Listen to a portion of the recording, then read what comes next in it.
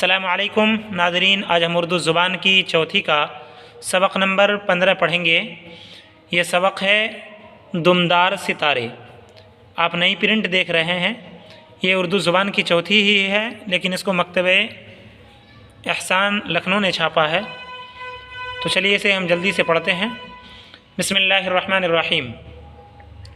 दुमदार सितारे। ये दुम है, दुमदार। दुम कहते हैं टेल को। दुमदार सितारे।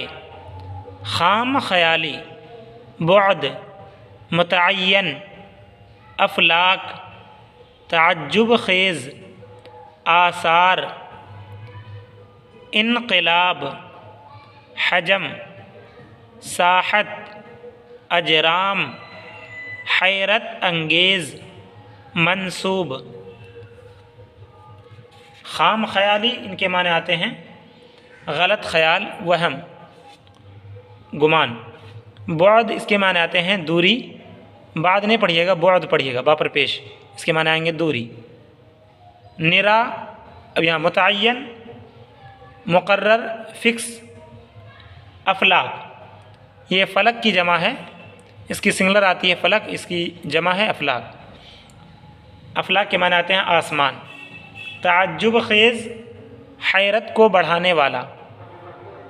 आसार, अलामतें, निशानियाँ।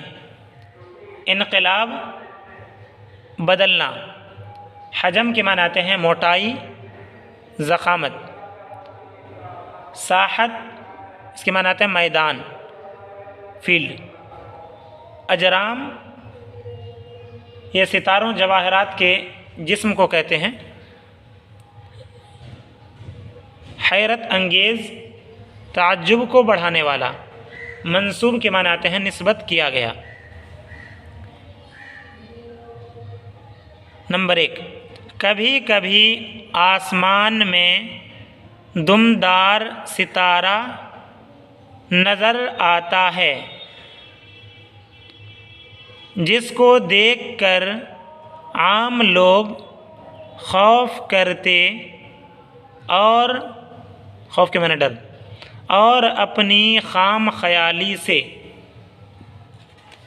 यानी गलत ख़याल से उसको क़हत, वबा, क़हत कहते हैं भुखमरी को, क़हत, वबा या इनक़िलाब हुकूमत, या इनक़िलाब हुकूमत, बाकी नीचे ज़ेर पढ़ेंगे, या इनक़िलाब हुकूमत, या किसी ऐसे ही बड़े हादसे का मौजिब समझते हैं।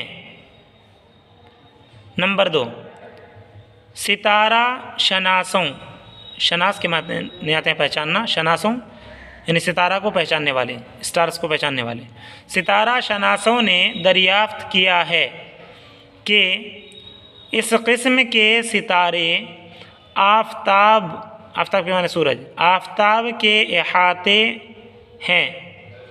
इन आफ़ताब के सूरज के इर्द गिर्द रहते हैं। कौन सितारे? दुमदार, टेल वाले। 450 के करीब हैं।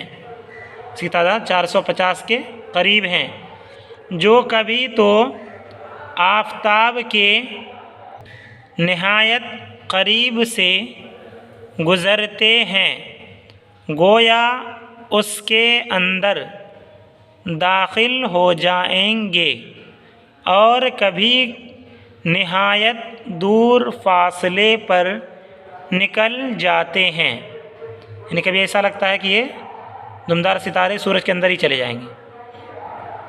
नंबर 3,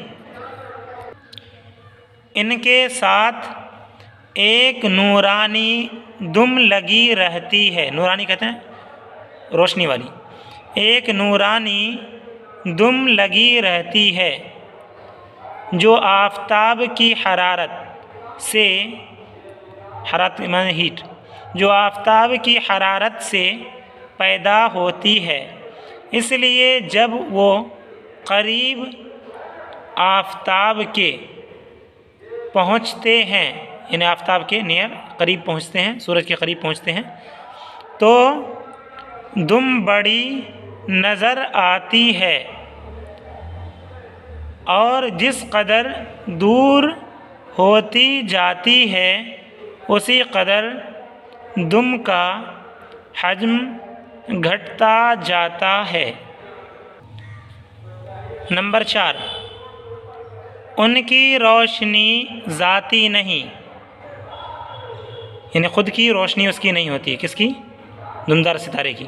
ان کی روشنی ذاتی نہیں بلکہ وہ سورج کی روشنی سے چمکتے نظر آتے ہیں۔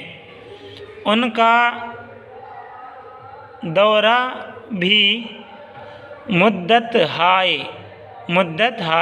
کیا پڑھیں گے؟ ان کا دورہ بھی مدت ہائے دراز کے بعد ہوتا ہے، یعنی یہ سفر بھی کب کرتے ہیں؟ بہت زمانے کے بعد۔ مدت کے معنی آتے ہیں بہت زیادہ، مدت ہائے دراز کے معنی زیادہ، مدت ہائے دراز یعنی بہت زیادہ لمبے وقت کے بعد، بہت زیادہ ٹائم کے بعد یہ سفر کرتے ہیں۔ ان کا دورہ بھی مدت ہائے دراز کے بعد ہوتا ہے۔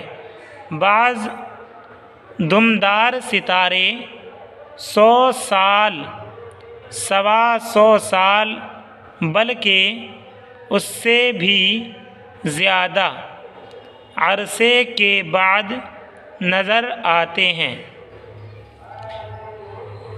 عرصے کے معنی پیریڈ یا ٹائم۔ بعض علماء ہیئت نے دمدار ستاروں کی نسبت بڑی تحقیقات کی ہے۔ علماء ہیئت کہتے ہیں جو علم کے نجوم کے ماہر ہوا کرتے تھے پرانے زمانے میں، اسے آج کل تو سائنٹسٹ نے ان کی جگہ لے لی ہے۔ بعض علماء ہیئت نے دمدار ستاروں کی نسبت بڑی تحقیقات کی ہے اور ان میں سے بعض کے طلوع و غروب، رائز اینڈ سیٹ، طلوع و غروب، اس کے معنی طلوع کے معنی اگنا، غروب کے معنی ڈوبنا، طلوع و غروب کا ٹھیک زمانہ بھی معلوم کر لیا ہے۔ نمبر 6، غرض ساحت افلاک میں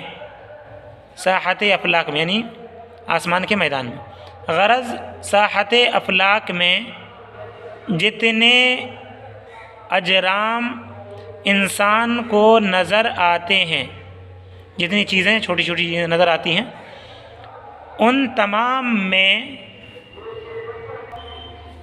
زیادہ تعجب خیز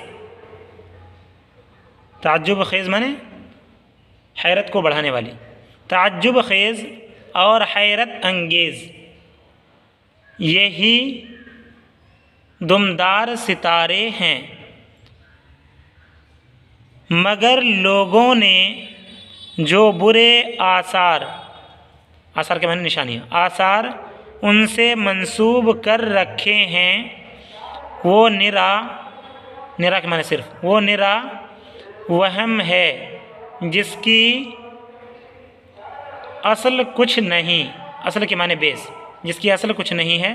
بہت سارے لوگ یہ بھی کہتے ہیں کہ یہ چیز بعض خرابیوں کی وجہ سے یہ ستارے نظر آتے ہیں، تو کہہ رہے ہیں کہ اس کی کچھ اصل نہیں ہے۔